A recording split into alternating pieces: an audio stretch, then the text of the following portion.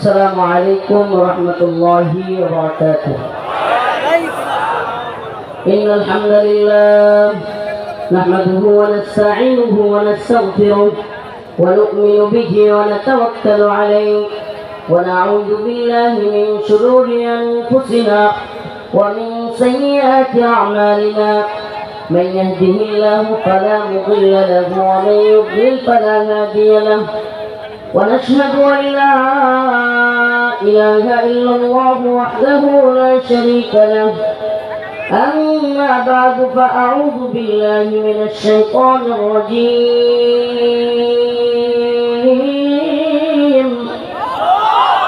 بسم الله الرحمن الرحيم. فإذا ركبوا في الفلك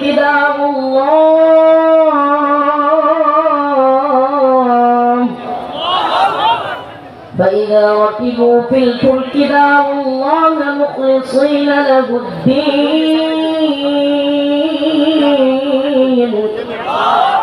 فلما نجاهم إلى البر إذا هم يشركون. صدق الله مولانا العظيم وصدق رسوله النبي الكريم ونحن على ذلك من الشاهدين والشاكرين والحمد لله رب العالمين. اللهم صل على محمد وعلى آل محمد كما صليت على إبراهيم وعلى آل إبراهيم إنك حميد مجيد. اللهم بارك على محمد وعلى آل محمد كما باركت على إبراهيم وعلى آل إبراهيم إنك حميد مجيد. الدين foundation ও Dubai গোরস্তান মাদ্রাসার উদ্যোগে আয়োজিত আজকের এই 2 দিনব্যাপী তাফসীরুল কোরআন মাহফিলের সমাপনী দিবসে সমাপনী অধিবেশনে সম্মানিত উলামায়ে কেরাম, মুরব্বিয়ানে আযম, প্রিয় যুবক ভাইরা,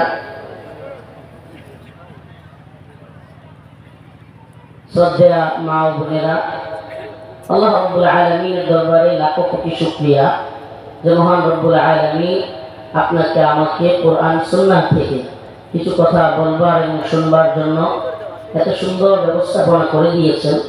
এই জন্য আল্লাহ রাব্বুল আলামিনের দরবারে কালিমাতু শুকর আদায় করে স্বতঃস্ফূর্ত আওয়াজ করে একবার বলে আলহামদুলিল্লাহ। প্রিয় উপস্থিতি, আজকে আমি আলোচনা করব মানুষ বড় নিয়ম খান। আলোচনার বিষয়বস্তু হচ্ছে ইন্নাল ইনসানা লিরাব্বিহি লাকানুত। মানুষ বড় নিয়ম খারাপ, কিংবা মানুষ খুব দ্রুতই যখন বিপদগ্রস্ত হয় তখন খুবই আল্লাহ বিল্লাহ করে বা কাউকে খুঁজে, কিন্তু যখন বিপদ থেকে উদ্ধার হয় সে সব কিছু বলে যায়। আজকের অবস্থানে চিন্তা করেন একটু, এই আব্দিন ফাউন্ডেশন আপনাদের জন্য কি একটা আয়োজন করলো। আমি তো এই অঞ্চলের মানুষ, আমার নিজের লজ্জা লাগতেছে।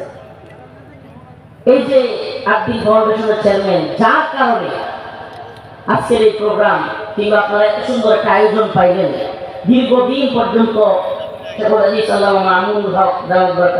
কিংবা আমাদের সাথে যোগাযোগ করে এত সুন্দর একটা প্রোগ্রাম উপহার দিল।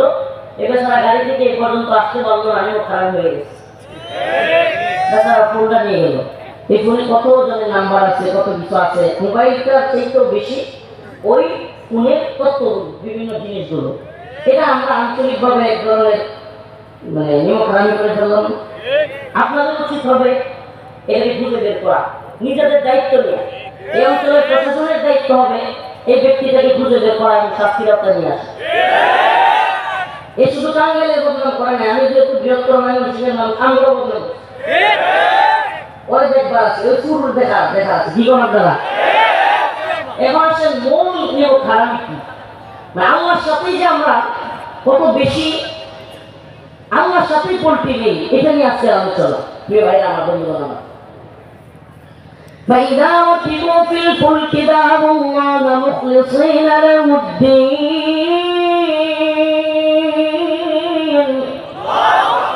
فلما نجاهم إلى البر إذا هم يشركون الله رب العالمين বলেন فإذا ركبوا في الفلك যখন সমুদ্রের মধ্যে উত্তাল ঢেউ তরঙ্গ শুরু হয় নৌকার মধ্যে যারা আরোহণ করে ওই নৌকার যাত্রীরা যখন দেখে নৌকাটা ডুবে যাবে সমুদ্রের ঢেউ এক একটা নৌকার মধ্যে আশ্রয় করতে থাকে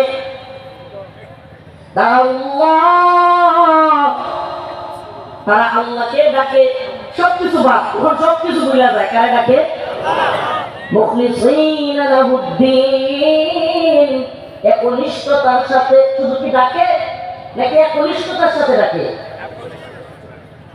সমুদ্রের মধ্যে যখন উত্তাল ঢেউ শুরু হয়ে যায় নৌকার যাত্রীরা দুনিয়ার সব ভুলে গিয়ে একমাত্র আল্লাহকে ডাকতে থাকে দাউল্লাহ মুখলিসিনা লাহুদ্দিন ফালাম্মা নাজ্জাহুম ইলাল বার ইযা হুম ইউশরিকুন কিন্তু আল্লাহ বলেন যখনই আমি তাকে উদ্ধার করি ওই পরিস্থিতি থেকে আমি তাকে বাঁচায় দেই তখন ইযা হুম ইউশরিকুন সে আমার সাথে নাফরমানি করে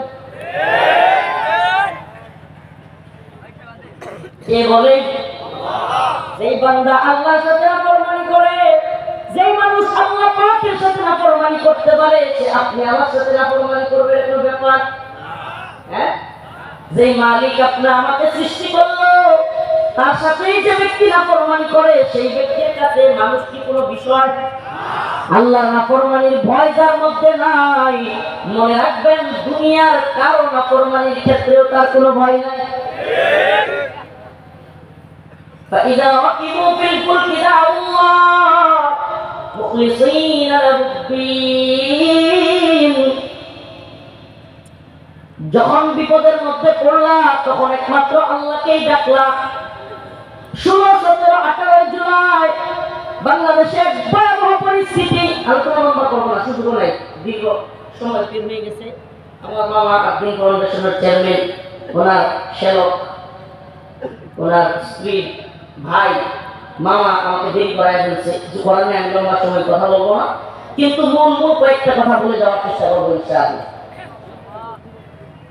যখন 16, 17, 18 জুলাই 2024 সালটা মনে রাখবেন দিনগুলো মনে রাখবেন 16, 17, 18 জুলাই 2024 বাংলাদেশে উত্তপ্ত পরিস্থিতি হাসিনার জুলুম তীব্র থেকে তীব্র অবস্থায় চলে গেছে এমন অবস্থা হয়েছে হেলিকপ্টার থেকে গুলি করতেছে যাকে মন চায় গাড়ি থেকে তুলে নিয়ে যাচ্ছে যাকে মন চায় বাড়ি থেকে ধরে নিয়ে যাচ্ছে যাকে মন চায় গুলি করে মারতেছে গুম করতেছে খুন করতেছে সারা দেশে নেটওয়ার্ক বন্ধ সিম কানেকশন বন্ধ ওয়াইফাই বন্ধ টিভি চ্যানেলগুলোতে আগের খবর দেখাচ্ছে নতুন কোনো খবর নাই মনে আছে তো ভুলে গেছেন না মনে আছে আপনারা ভুলে যাইলে আওয়ামী লীগের জন্য ভালো আপনারা ভুলে গেলেই কারণ তারা গুজব ছড়াইতে পারবে সহজে তারা বলতে পারবে জুলাই বলতে কিছু ছিল না আগস্ট বলতে কিছু ছিল না এদেশে কোনো হত্যা হয় নাই গুম কোন নির্যাতন হয় নাই এদের কাছে সব মিথ্যা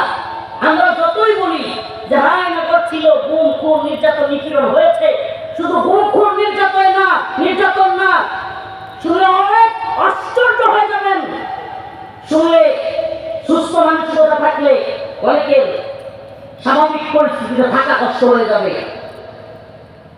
র্যাবের কর্মকর্তা আলেফ নামে একজন কর্মকর্তা আলেফ উদ্দিন র্যাবের কর্মকর্তা র্যাব এই ব্যক্তিটা ইসলামপন্থীদেরকে জঙ্গি নাটক দিয়া জঙ্গি সাজায়া মামলা দিয়া যখন স্ত্রীরা তার কাছে যাইতো মুক্তির জন্য স্ত্রীদেরকে ধর্ষণ করত চিন্তা করতে পারেন একটা বন্দী যাকে কিনা আলেম হাফেজ কিংবা বিভিন্ন মাদ্রাসার ছাত্র যারা শিক্ষিত জঙ্গি বইলা নাটক সাজাইতো আবার তার কাছে মুক্তির জন্য যাইলে তাকে ওই মেয়েকে ওই মহিলাকে ওই স্ত্রীকে ধর্ষণ করতো ভাইয়া আমার বন্ধুগণ আমার এদেরকে ধরা হয়েছে কিন্তু এখনো উল্লেখযোগ্য শাস্তি এদেরকে দেওয়া হয় নাই এরা যখন কোর্টে আসে মনে হয় যে জামাই আসতেছে, এত সুন্দর পোশাক নিয়ে আসে। আর আমাদের অবস্থা কি ছিল? ডান্ডা বেরি, রশি, হাতে একটা, এরপরে গলার মধ্যে কি বলে এত বড় একটা পুলিশের কোট, এই এরপরে মাথায় হেলমেট, পুলিশের বুলেট প্রুফ জ্যাকেট, আরে কত কিছু। আর এখন এদের অবস্থা, তো এই জন্য বোঝা যায় এদের মধ্যেও আওয়ামী প্রেতাত্মা বা আওয়ামী স্বৈরাচারদের কিছু প্রেতাত্মা এখনো রয়ে গেছে। প্রিয় ভাই আমার, বন্ধুরা না, এই নেমক হারামদেরকে সাবধান করবার জন্য আজকের আলোচনা। 18 জুলাই যখন উত্তপ্ত পরিস্থিতি ডাকতেছে, চিৎকার করতেছে, ছাত্র সমন্বয়ক বলেন, ছাত্র নেতা বলেন, বিভিন্ন রাজনৈতিক দলের নেতা বলেন, সবাই ওলামায়ে কেরাম কেন মানে না, হুজুররা যদি নামতো, মাদ্রাসার ছাত্ররাও যদি নামতো, সারা দেশবাসী নাই না আসেন, বলেন নাই? বলেন নাই?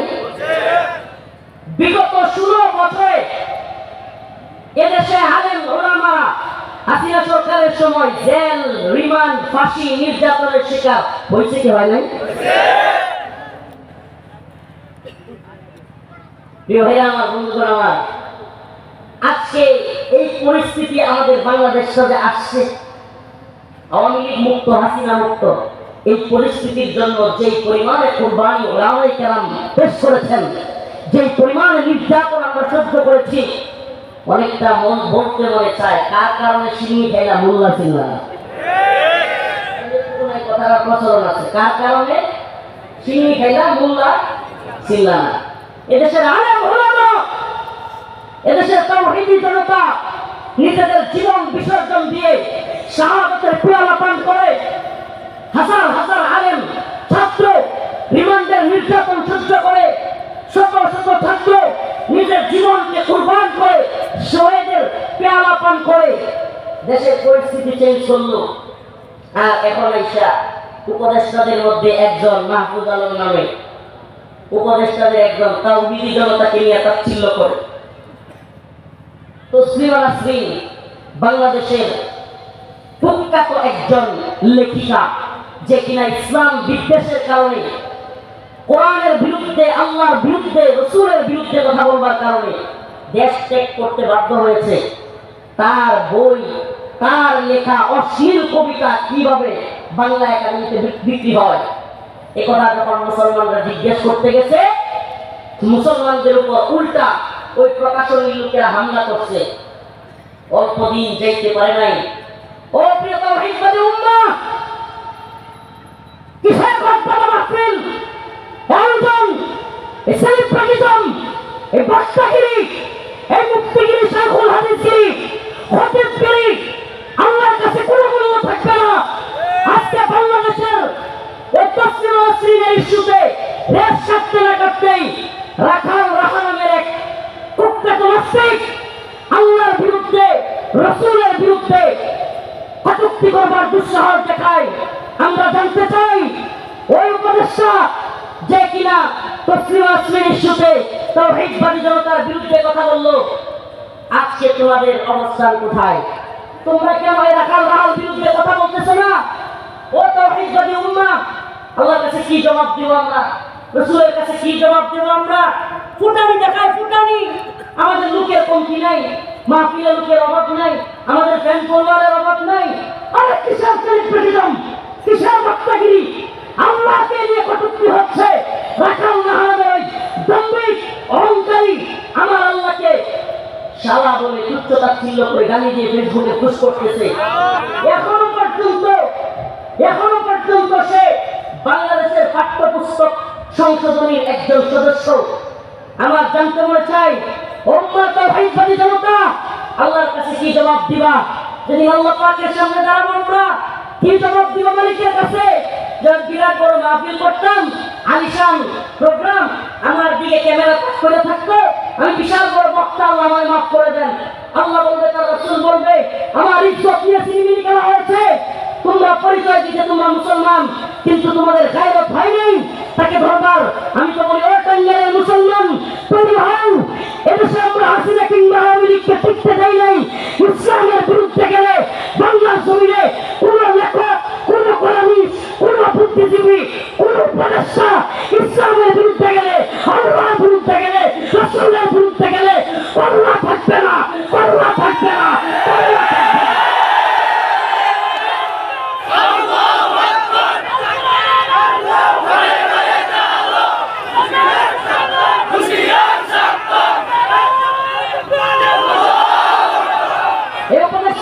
বলি, এই উপদেষ্টাদেরকে বলি, এই রাখাল রাহানের বদমাইশ যে আমার রবকে নিয়ে, আমার মালিককে নিয়ে কটূক্তি করবার দুঃসাহস করেছে, অনতি বিলম্বে ওকে শাস্তির আওতায় নিয়ে আসুন। নাহলে অর্ডার দিয়ে দিচ্ছি, অর্ডার, বাংলার তাওহীদবাদী জনতা তার পাওনা আদায় করবে। তাকে যতটুকু পাওনা বুঝে দেওয়া দরকার। আমান সাফরাবিয়ান ফাসলু, রাসূল ফরমায়েছেন, আল্লাহর নবী বলেছেন যে আমাকে নিয়ে, আল্লাহকে নিয়ে কটূক্তি করবে, দুনিয়ায় আর বেঁচে থাকবার মতো কোনো অধিকার নেই। আমাদের বক্তব্য একেবারে ক্লিয়ার। আমেরিকারে খুশি করবা, ব্রিটেনরে খুশি করবা, ভারতরে খুশি করবা, নতুন করে বাক স্বাধীনতার নামে এদেরকে এই সমস্ত কথা বলবার অধিকার দিবা। আরে দূর, আমরা তো কে যে বলছি, পৃথিবীর ইতিহাসের কুখ্যাত স্বৈরাচার হাসিনার সামনে কথা বলতে, হাসিনার সময়ে কথা বলতে দ্বিধা করি নাই। জেল রিমান্ড ফাঁসির সামনেও কথা বলেছি, বের হয়েছি, আবারও কথা বলেছি। হাতি ঘোড়া গেল তো চামচিকা করে কতজন, চামচিকাদেরকে চালাইতে চাই। ওই মাহফুজ জামার চামচিকা সুস্পষ্ট বলে দিচ্ছি, উম্মাহ তাওহীদবাদী জনতা এখনো ঠিক নাই তোমরা, সাবধান। এই রাখাল রাহাকে অনতি বিলম্বে যদি বিচারের আওতায় না আনা হয়, বাংলাদেশের তাওহীদবাদী জনতা সমস্ত উপদেষ্টাদের বিরুদ্ধে দাঁড়াবে। এদেশে আমেরিকার এজেন্ডা, এই বাক স্বাধীনতার নামে আল্লাহ এবং তার রাসূলকে নিয়ে বিরুদ্ধে কটূক্তি করা। আমাদেরকে সবক দিলে, হুজুর কে কি বললো এখানে, আপনারা এত তথ্য হয়ে যান, এদের কি কেউ চিনেন, আপনাদের এদেরকে পরিচয় করা দেন। আর একটা বদমাইশ আল্লাহ এবং তার রাসূলকে নিয়ে কিছু বললে আমি ওকে চিনে দেব দেখে নাকি চিনবে না, ও কি করবে এটা চিন্তা করার সময় নেই। আল্লাহ এবং তার রাসূলকে আমি সব সহ্য করতে পারি, আমার সব সহ্য করতে পারি। আমার বাবাকে নিয়ে কিছু বলে সহ্য করতে পারি, মাকে নিয়ে কিছু বলে সহ্য করতে পারি, আমাকে নিয়ে বললেও কিছু সহ্য করতে পারি। কিন্তু ঈমানদার আল্লাহকে নিয়ে, রাসূলকে নিয়ে কিছু বললে আমরা সহ্য করতে পারি। যদি বলো হুজুর এত খেতেন কে, আমি বলবো আগে আমার রাসূলকে, আমার আল্লাহকে বললো কে, ওটা বলো। আমি কেন খেতলাম ওইটা বলার আগে, হুজুর এত পাবলিকের সামনে এভাবে খেতে যান, আমরা কেন খেতে যাই ওইটা চিন্তা করবার আগে খেতে যাওয়ার কারণটা কি ওইটা বলবো। যদি বন্ধ করতে না পারো, আমরা তোমাদের বিরুদ্ধে এমন অবস্থান নিব যেটা তাওহীদপন্থীদের নেওয়া দরকার। সুস্পষ্ট মেসেজ, সুস্পষ্ট মেসেজ, একেবারে ক্লিয়ার। নাফরমানি করা যাবে না। এদেশের তাওহীদবাদী জনতা এই জুলাই আগস্ট বিপ্লবে জীবন দেয় না। হেফাজতে ইসলাম, জামাত ইসলামী কিংবা এদেশের তাওহীদবাদী জনতা, এই ছাত্র যেগুলো, এগুলো কি মুসলমান না কাফের? ছাত্র যেগুলো, এগুলো তো মুসলমান। এক একটা কপালে নামাজের দাগ আছে, মাশাআল্লাহ, নামাজ পড়ে। এক একটা বিয়ে করলে বউরের পর্দায় রাখে, বউরে কারো সামনে আনে না। তার মানে কি বোঝা যায় যে এই কুলাপানগুলো এগুলো করছে, এরা কোনো সেকুলার কিংবা ধর্ম নিরপেক্ষতাবাদী নাস্তিক মুরতাদ না। তাই হয়ে থাকে এদেশে ইসলামপন্থীদের মাধ্যমে বিজয় আসে। আমরা যখনই কোনো জালেম সামনে আসে, জীবন দেওয়ার জন্য তৈরি হয়ে যায়। কিন্তু ইসলামের বিরুদ্ধে কটূক্তি করবা, ইসলামের বিরুদ্ধে বক্তব্য দেওয়ার দুঃসাহস করবা, আর তোমরা বসে বসে এসি রুমে থাকবা, হইতে দিব না। এত শান্তিতে থাকতে দিব না, আমাদেরকে শান্তিতে থাকতে দাও। আমাদের রাসূলকে নিয়ে কিছু বললে, ইসলাম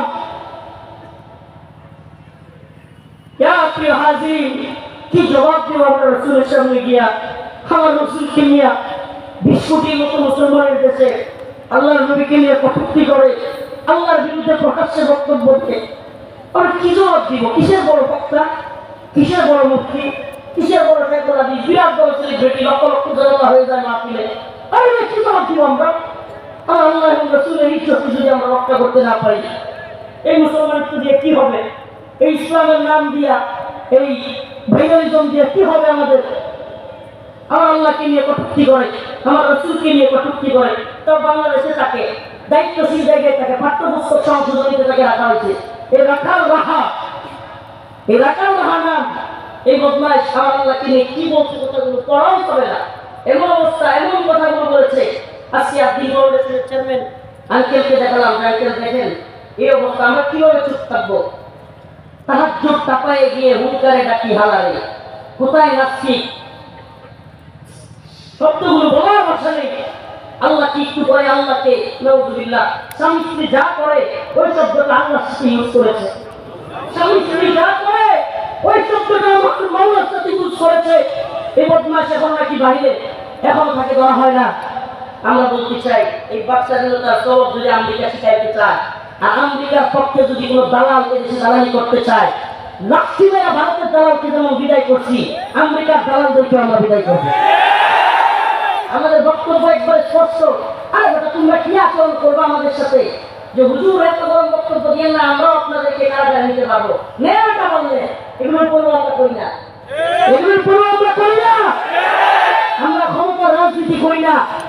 আমরা আল্লাহর দ্বীন প্রতিষ্ঠা করবার জন্য, আল্লাহ এবং তার রাসূলের ইজ্জতের হেফাজত করার জন্য যা যা করা দরকার তাই করবো। ভাইরা আমার, বন্ধুগণ আমার, ইয়া উম্মাতুল মুহাম্মদ, ইয়া উম্মাতুল মুহাম্মদ, কি জবাব দেব আমরা রাসূলের কাছে? কি জবাব দেব আল্লাহর কাছে? আছে কোনো জবাব?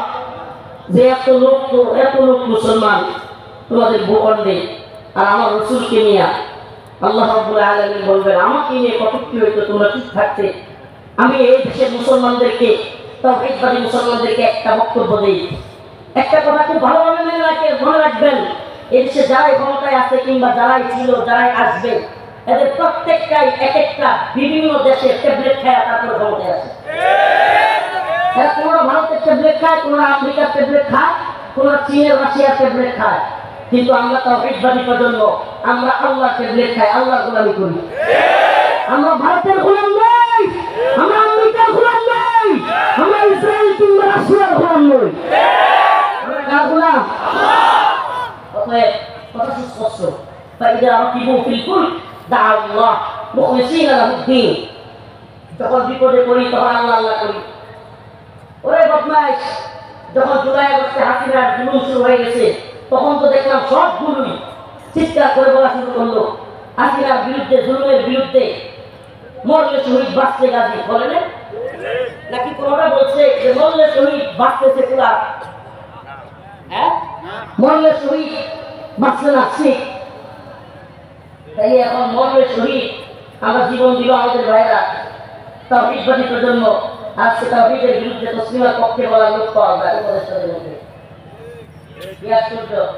এই নাফরমানি অলরেডি শুরু করে দিচ্ছেন।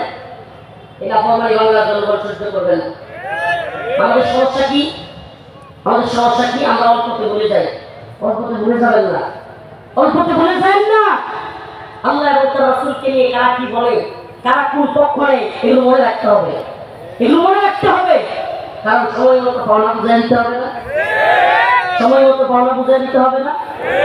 এই কাঙ্গালের মুসলমান, আমাদের এই মেসেজ আপনাদের কাছে, যদি এই রাখাল রাহার শাস্তি না দেয়া হয়, তাওহীদবাদী প্রজন্মকে বলবো সারা বাংলাদেশ প্রয়োজন হলে অচল করে দিতে হবে।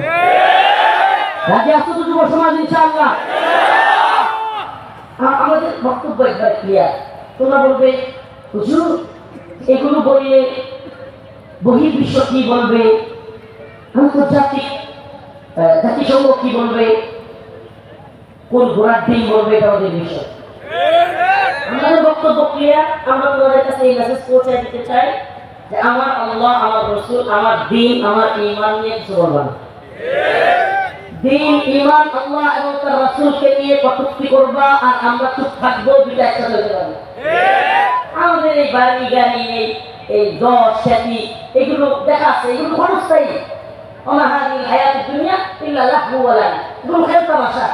এই খেল তামাশা দিয়ে কিছু হবে না, এটা আমরা জানি। এই যে হাজার হাজার মানুষ আমাদের মাহফিলে এসে পড়ে, ওই কারাগারে রিমান্ডে যখন থাকছি কি পরিমাণ নির্যাতন করছে তাহলে তো পাইবে। এটা জানি, এই জনগণ, এই দশ খ্যাতি, এগুলো দিয়ে কিছু যায় আসে না, এটা আমরা জানি। কারাগারে পড়ে রয়েছি, অত্যাচার করছে, একটু বিল্ডিং থেকে বের হইতে দেয় নাই, পানির জন্য গিয়ে দাঁড়ায় থাকতাম, বোতলটা ভরতাম না, কারণ বোতলটা ভরলেই নিচে কল ছিল, কলে বোতলটা ভরে ফেললে আবার উপরে তুলে দিবে। এই জন্য বোতলটা নিয়ে অসহায় মতো দাঁড়ায় থাকতাম, কারণ বোতলটা ভরা যাবে না, একটু দেরি করলে একটু গাছপালা বা বাড়িয়ে দিয়ে দেখতে পাবো জায়গাটা, দুনিয়া। তো সেই সময় আমরা দেখছি যে তেমন কেউ আমাদের পিছনে ছিল না। আলহামদুলিল্লাহ অনেকেই ছিল, কিন্তু এই যে বিশাল জনস্রোত, এটা তখনই কাজে লাগবে যখন এটা দিনের জন্য কাজে লাগবে। এটা শুধু ভাইরাল বক্তাকে দেখতে আসার জন্য যদি হয়, এটা যদি কোনো ফায়দা হবে না, ন্যূনতম কোনো ফায়দা হবে না। এই জন্য তাওহীদবাদী জনগণ, আল্লাহকে যারা বিশ্বাস করি আমরা, আমাদের এই বক্তব্য এবারে সর্বমহলে প্রচার করা দরকার যে দেখো, তোমরা যাই করো না করো, আল্লাহকে নিয়ে রাসূলকে নিয়ে কিছু বইলা আমাদের অন্তরে আঘাত দিও। এই কথা বলতে পারবেন তো? এই কথা বলতে পারবেন তো? যে দেখো, আল্লাহকে নিয়ে রাসূলকে নিয়ে দ্বীন ইমানকে নিয়ে কিছু বলবা, আমি সহ্য করবো না, আমি বরদাস্ত করবো না। অথচ কি অবস্থা, নাফরমানরা 4 দিন আগে আমাদের ভাইয়া শহীদ হইল, 4 দিন আগে এতগুলো মানুষ জীবন দিল। যে হাসিনার বিরুদ্ধে গেলাম, কেন? হাসিনা ওলামায়ে কেরামের বিরুদ্ধে, আলেমদেরকে জেলে নিছে, রিমান্ডে নিছে। হাসিনা ভারতের পক্ষে, ভারতের গোলামি করছে। তো এই কাজগুলো যদি এখনো হয়, ইসলামের বিরুদ্ধে যদি এখনো কেউ বক্তব্য দেয়, তাহলে এত রক্ত, এত গাম, এত কঠিন পরিস্থিতি, কি ফায়দা? আমি বলেন না, কি ফায়দা? এদেশে এতগুলো মাদ্রাসা, এতগুলো মসজিদ, এত ছাত্র, এত বক্তা, এ বক্তাদের এক এক মাহফিলে এত শ্রোতা, কি হবে এগুলো দিয়ে?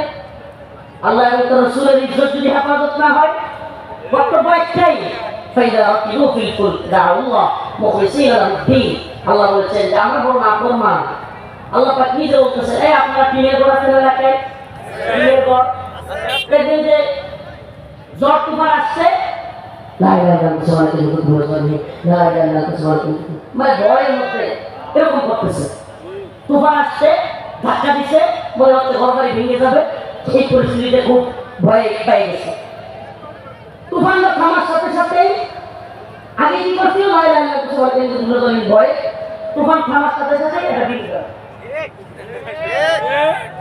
এটা কি আল্লাহর সাথে নাফরমানি না?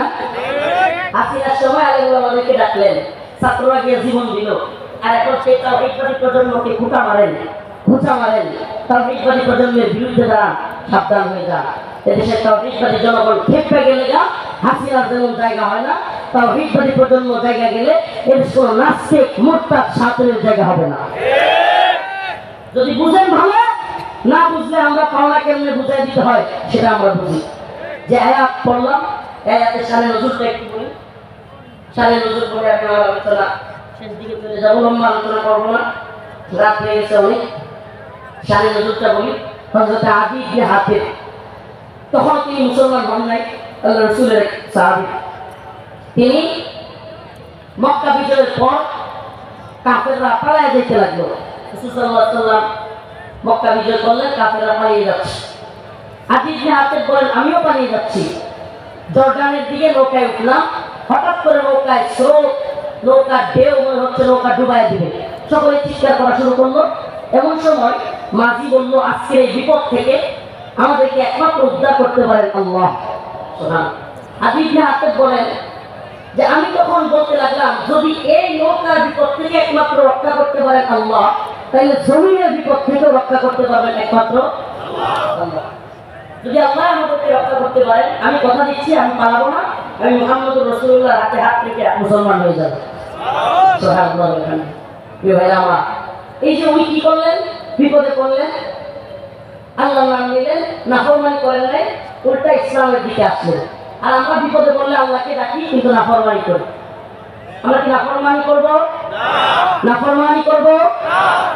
সামনে রমজান আসতেছে, রোজা রাখবো তো ইনশাআল্লাহ, নাকি নাফরমান হয়ে যাবে? হ্যাঁ, ফজরের নামাজ পড়ি তো আমরা, 5 ওয়াক্ত নামাজ পড়ার চেষ্টা করবো তো, কোরআন শিক্ষা অর্জনের চেষ্টা করবো তো। দেখেন, শিখার কোনো বয়স নাই। আর দিনের চেয়ারম্যান, মাশাআল্লাহ, আমার শুনে খুব ভালো লাগছে, শেখ মহিউদ্দিন এত বয়সে এসে কোরআন শিক্ষা করার চেষ্টা করতেছে।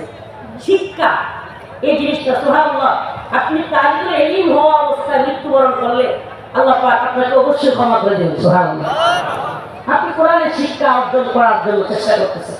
আরে যে মাওলা আমাকে পাঠাইলো, যিনি আমাকে পাঠাইছেন, সৃষ্টি করছেন, তিনি কি বলছেন দেখে যাওয়ার দরকার আছে না? একটু দেখবো, খুলবো। আল্লাহ পাক আমাদেরকে বোঝার তৌফিক দান করুন, আমল করার তৌফিক দান করুন, বলেন আমিন। وآخر دعوانا الحمد لله رب العالمين. السلام عليكم ورحمة الله وبركاته.